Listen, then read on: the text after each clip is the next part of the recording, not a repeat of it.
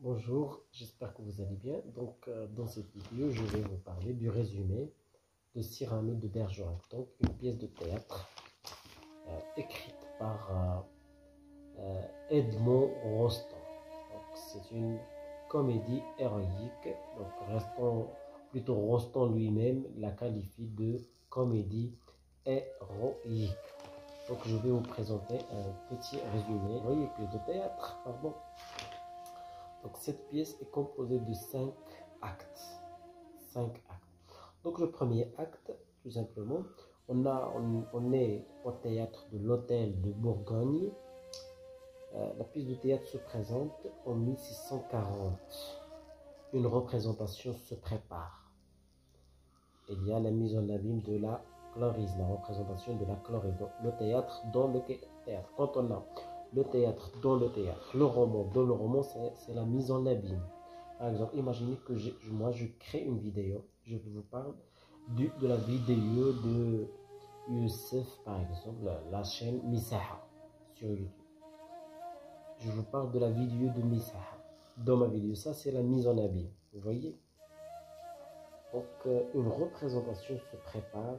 Nouveau venu à Paris, le beau Christian cherche l'identité de l'inconnu qu'il aime. C'est Roxane, une précieuse courtisée aussi par De Guiche, un grand seigneur qui aussi veut rejoindre Roxane. La représentation commence violemment interrompue par Cyrano de Bergerac, qui interrompt la représentation de la chloris, qui interdit à l'acteur Montfleury de paraître en scène. La salle est divisée sur son attitude et Cyrano mouche un fâcheux mécontent. C'est ce qu'on appelle la tirade du nez. Avant de se battre en duel avec un autre en improvisant une ballade, donc Cyrano va composer la ballade. C'est la 5-4. Il avoue à son ami le Bray, donc au niveau de la 5-5, il va avouer à son ami le Bray qu'il aime Roxane, mais il ne peut pas déclarer sur cet amour à Roxane. Donc Roxane est aimée par Cyrano, par Christian et aussi par le comte, plutôt par De Guiche. Donc il avoue à son ami le Bray être amoureux de sa cousine Roxane, sans que sa laideur lui laisse le moindre espoir. La laideur, c'est que Cyrano se croit laid à cause de son appendice, à cause de son nez qui est très long. Donc, justement, Roxane lui fixe un rendez-vous. Donc, il y a un malentendu ici, le lendemain.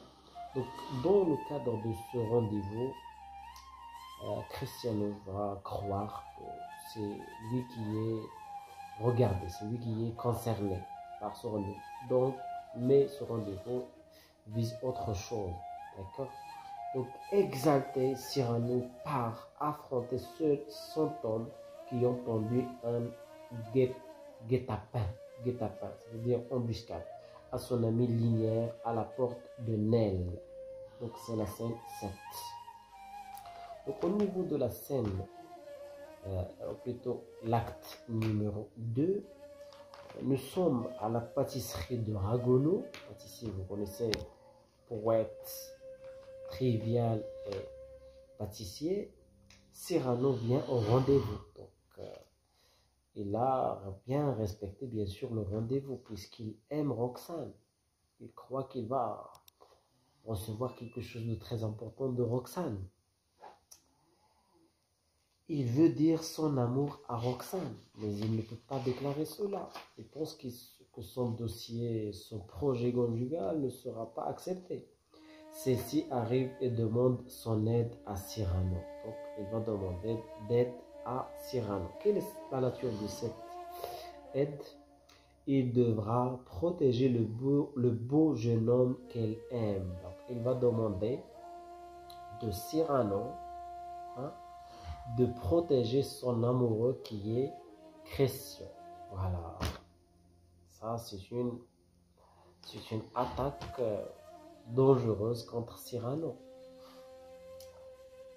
et qui doit entrer le jour même au cadet de Gascogne, c'est-à-dire Christian qui devrait rejoindre les cadets de Gascogne. Le régiment de Cyrano. L'amour de celui-ci est donc sans espoir. Il promet d'aider Christian. Il va accepter d'aider Christian. Puisqu'il aime Roxane, il va accepter sa proposition. Il ne peut pas dire non à celle qu'il aime. Survient une foule célébrant, donc dans la scène 7, une foule célébrant le combat prodigieux de Cyrano qui a eu lieu la veille. Le récit qu'il en fait est interrompu par les provocations d'un jeune inconnu qui se révèle être Christian, une personne qui va jouer le rôle de Christian. Cyrano lui promet de l'aider à cacher son manque d'esprit devant la précieuse Roxane. En ce qui concerne l'acte numéro 3, devant la maison de Roxane, dans le Marais, quelques semaines plus tard, De Guiche courtise Roxane. De Guiche courtise Roxane et lui apprend qu'il part au siège d'Arras avec ses troupes. Elle le convainc de ne pas emmener les cadets. Christian refuse l'aide de Cyrano pour parler à Roxane, mais il ne dit que platitude. Vous savez que Christian est incapable d'exprimer un défaut de parole. Il ne peut pas exprimer son amour. Il ne peut pas parler. Il est incapable de s'exprimer. Il n'a pas d'éloquence. Mais il a la forme, il a la beauté, mais il n'a pas d'esprit. Contrairement à Cyrano qui a l'esprit, qui a de l'âme, qui a de la parole, qui a de l'éloquence, mais il n'a pas de forme, il n'a pas de beauté. Vous voyez? Donc les deux forment un. Cyrano et Christian forment une seule personne. La beauté et la bonté, si vous voulez. Christian refuse l'aide de Cyrano pour parler avec Roxane, mais il ne dit que platitude et la jeune femme s'offusque, rentrant chez elle. Quand elle paraît au balcon, Cyrano sauve la situation, ce qu'on appelle la scène du balcon. Donc il va parler, il va prendre le statut de Christian, il va parler au nom de Christian, il va tromper, la mystification, la tromperie, la supercherie. Il va prendre le statut de Christian. Donc, on a dit, quand elle paraît au balcon, Cyrano sauve la situation. Parlons dans l'ombre pour Christian. Il la reconquiert. Donc, Roxane va croire que c'est Christian qui est en train de parler. Mais en réalité, c'était, dans l'ombre, c'était Cyrano qui est en train de parler. Il a parlé avec une éloquence. Il a bien exprimé son amour pour Roxane. Mais Roxane n'était pas consciente de cette supercherie. Donc, j'en ai dit, et Christian se glisse chez Roxane. Elle va baiser, elle va offrir un baiser à Roxane. Elle décide un mariage impromptu organisé chez elle.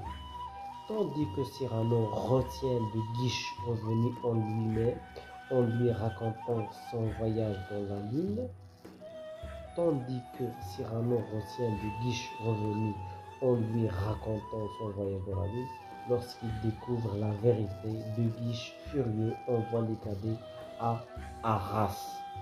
Il n'y aura pas de nuit de noces. En ce qui concerne l'acte numéro 4, au siège d'Arras, nous sommes au siège d'Arras, la bataille. Cyrano remonte le moral des cadets affamés. Donc, la scène est l'acte de la famille. Pour se venger, De Guiche leur donne à défendre une position désespérée. C'est au niveau de la scène numéro 4. Comme une fée, Roxane surgit. Donc, Roxane va surgir au niveau de la scène numéro 5. Dans la bataille, va surgir dans la bataille. Imaginez. Roxane surgit dans un carrosse chargé de victuailles. C'est la fête avant la mort annoncée. Roxane explique à Christian que ces lettres écrites par Cyrano l'ont bouleversée, qu'elle l'aime désormais non pour sa beauté, mais pour les choses profondes qu'il sait bien lire. Donc, ça veut dire qu'elle aime Cyrano en réalité, mais pour les choses profondes qu'il sait si bien lire. Comprenons que c'est Cyrano qu'elle aime sans le savoir. Comprenons que c'est Cyrano qu'elle aime sans le savoir. C'est ça ce que je viens de dire. Christian court se faire tuer. Au niveau de l'acte numéro 5, 15 ans après, au couvent. Donc ça, on va décider de vivre au couvent. Hein. Au couvent où s'est retiré Roxane, on attend Cyrano qui vient régulièrement rendre visite à sa cousine. Ragono apprend à Lebray que Cyrano vient d'être gravement blessé. Vengeance d'un grand seigneur. Dissimulant sa blessure, Cyrano vient à son rendez-vous. Roxane et Roxane comprend soudain la vérité. Cyrano était l'auteur des lettres et les met en secret. Après l'aveu de son amour, Cyrano meurt. Cyrano fut tout et ne fut rien. Rappelez-vous là, le contenu de la phrase tracée sur son épitaphe. Après l'aveu de son amour, Cyrano meurt, exaltant une dernière fois le panache. Donc voilà le résumé de Cyrano de Bergerac en quelques minutes. N'oublie pas d'appartenir à notre famille La Culture et au revoir.